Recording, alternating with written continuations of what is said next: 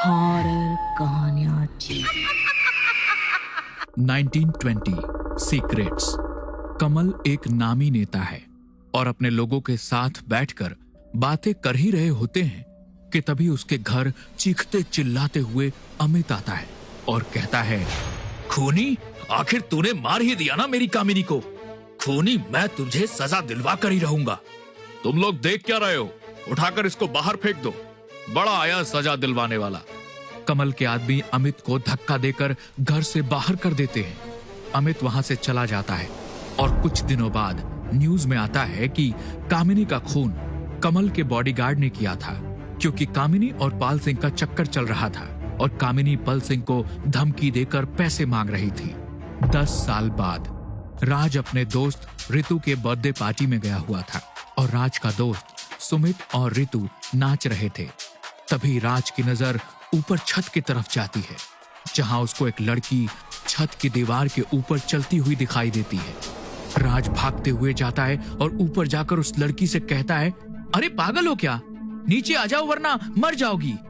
मैं तो पहले ही मर चुकी हूँ। मजाक बाद में कर लेना, पहले उस दीवार से नीचे उतरो वरना चोट लग जाएगी। मुझे अब कुछ नहीं होगा, जो होना था वो तो हो चुका। ऐसा कहकर वो लड़की आगे चलने लगती है और तभी राज भाग कर आता है और उस लड़की का हाथ पकड़ उसको नीचे उतार देता है।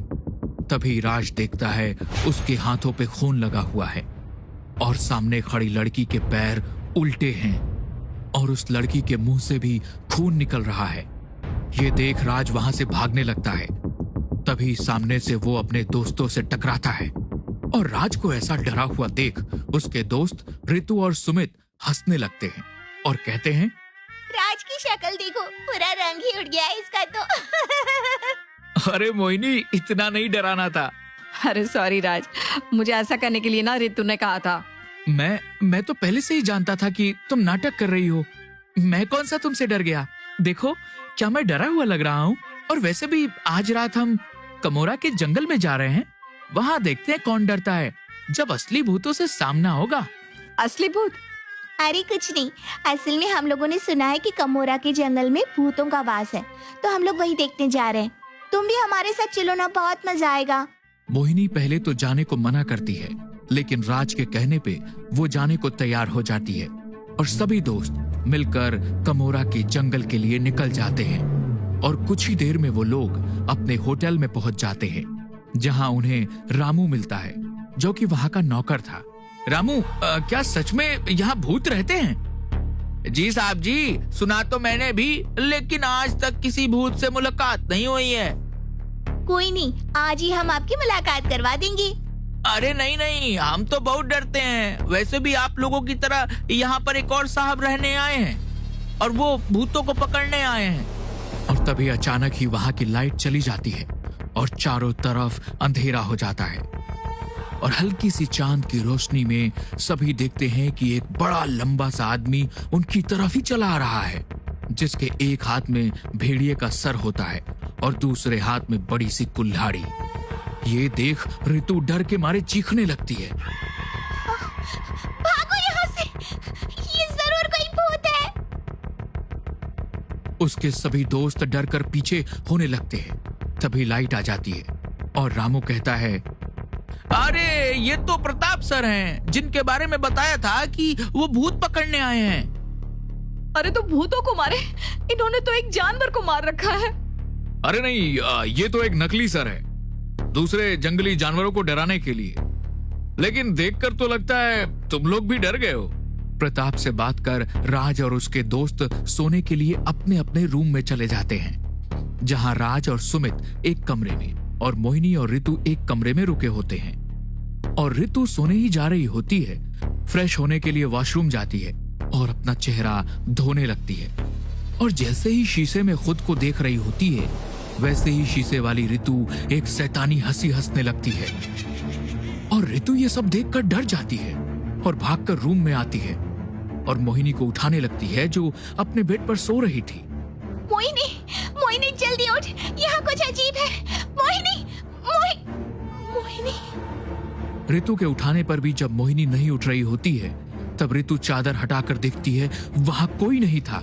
और तभी उस बेड के ऊपर एक एक बूंद खून टपकने लगता है।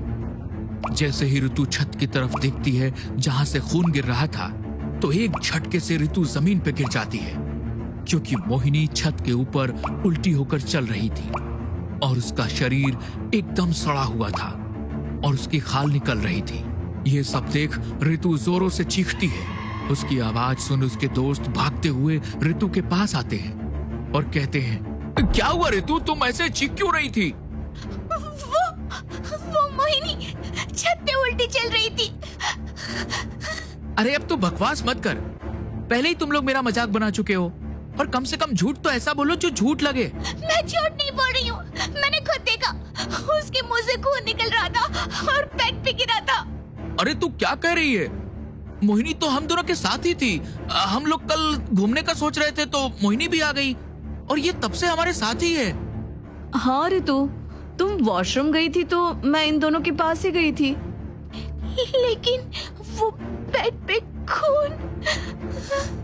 ऐसा कहकर ऋतु सभी को बेड पे पड़ा खून दिखाने लगती है, लेकिन वहां कोई खून नहीं था। इसके बाद सभी इसको ऋतु का सपना मानकर सोने जाने लगते हैं। तभी राज मोहिनी को रूम से बाहर आने का इशारा करता है और मोहिनी के पास जाकर कहता है, मोहिनी सॉरी, वो शायद ऋतु सपने में डर गई होगी, इसलिए ये सब बोल रही है, और अगर कुछ भी जरूरत लगे तो मुझे जरूर बताना, मैं यहीं पास में हूँ। और हाँ, ये लो, ये चाकू अपने पास रखो सेफ्टी के लिए।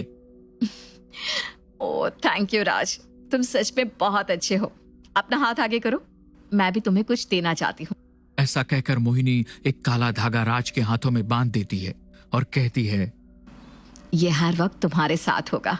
उसके बाद मोहिनी वहां से अपने रूम में चली जाती है और काले धागे को बंधवाकर राज भी खुश होता हुआ अपने कमरे में आ जाता है और सुमित और राज दोनों ही सो जाते हैं। रात के करीब 3 बजे उनकी खिड़की पे कोई हाथ मारता है। तब सुमित की नींद खुल जाती है और वो खिड़की के पास जाकर देखने लगता है। तभी अचानक ही उसके खिड़की पे दूसरी तरफ राज दिखाई देता है, जिसका एक हाथ नहीं था और खून तेजी से बह रहा था और राज रो रहा था और सुमित से वहां से भागने को कहता है। सुमित भी ये सब देखकर काफी डर जाता है और भागने ही वाला होता है कि तभी उसके पीछे से उसके कंधे पर एक हाथ आता है और पसीने से लथपथ सुमित जैसे ही पीछे मुड़ता है तो सामने राज बिल्कुल ठीक हालत में खड़ा था, जो सुमित को ऐसा डरा हुआ देखकर कहता है, क्या हुआ सुमित, तू इतना डरा हुआ क्यों है? वो बाहर मैंने वो तेरा हाथ वो बाहर। क्या हुआ, क्या कह रहा है, क्या है बाहर? राज खिड़की से बाहर देखता है लेकिन उसे कुछ भी दिखाई नहीं देता है। राज सुमित को समझाता है कि उसने कोई बुरा सपना देखा होगा और उसको सोने का कहकर राज अपने कमरे से बाहर जाकर हॉल में देख रहा होता है। तभी राज के चेहरे के ऊपर खून गिरता है और जैसे ही ऊपर की तरफ देखता है, कोई चीज वहां से तेजी से भागते हुए आगे चली जाती है। राज भी उसके पीछे जाता है और तभी वो देखता है होटल के बाहर जमीन में से अजीब सी आवाज आ रही है। राज उसके पास जाता है और जैसे ही उस जमीन पे हाथ रखने वाला होता है, जमीन के अंदर से एक जला हुआ हाथ बाहर निकलता है और राज के हाथ को पकड़कर जमीन में खींचने लगता है। ये देख राज जोरों से चीखता है और उसकी आवाज सुन प्रताप उसकी मदद के लिए आ जाता है और राज को पकड़कर उस जगह से दूर ले आता है। और तब तक उसके दोस्त भी आ जाते हैं और ये सब उसके दोस्त भी देख लेते हैं। मैंने कहा था ना राज, यहाँ भूत है, चल अभी चलते हैं यहाँ से। हाँ, वो भूत हम सबको मार देगा। नहीं, तुम लोग अगर यहाँ से कहीं भी गए तो वो भूत तुम्हें मार देगा, क्योंकि जब तक तुम सब साथ हो वो कुछ नहीं करेगा। हम सब मिलकर उस भूत को पकड़ सकते हैं। हाँ ये ठीक है, मैं इसके लिए तैयार हूँ। मैं भी। लेकिन हमें कुछ हो गया तो? कुछ नहीं होगा, मैं हूँ तुम लोगों के साथ और हमें पहले ये पता करना होगा कि ये भूत चाहता क्या है। ऐसा कहकर प्रताप एक कमरे में अपना वीडियो रिकॉर्डर रख देता है और उस कमरे में एक मांस का टुकड़ा रख देता है और तभी वहां की लाइट एक बार फिर चली जाती है और कुछ ही देर में आ भी जाती है और सभी देखते हैं कि उस कमरे का दरवाजा खुला हुआ है। सभी लोग जब उस कमरे में जाते हैं तो देखते हैं कि वो मांस का टुकड़ा गायब है और तब प्रताप सभी की रिकॉर्ड की हुई वीडियोस देखता है जिसमें राज उस कमरे में उल्टा होकर चलते हुए आता है और मांस के टुकड़े को खा जाता है। ये देखकर सभी डर जाते हैं। जैसे ही सब राज की तरफ देखते हैं तो राज वहां होता ही नहीं है और एक बार फिर लाइट चली जाती है। सभी इधर उधर भागने लगते हैं और जैसे ही लाइट आती है सभी को वहां रितु की लाश दिखाई देती है। ये देख सब डर जाते हैं और तब सुमित फोन करके राज के पापा को यहां बुलवाता है और राज के पापा कमल भी आ जाते हैं और अपने बेटे की वीडियो देखकर वो भी डर जाते हैं। तब प्रताप उन्हें कहता है, देखिए कमल जी, अगर आप राज को बचाना चाहते हैं तो हमें उस आत्मा के यहां आने की वजह पता करनी होगी और ऐसा तब होगा जब हम उसे कोई सच बताएं, तब आत्मा भी अपने यहां आने का सच बता देगी।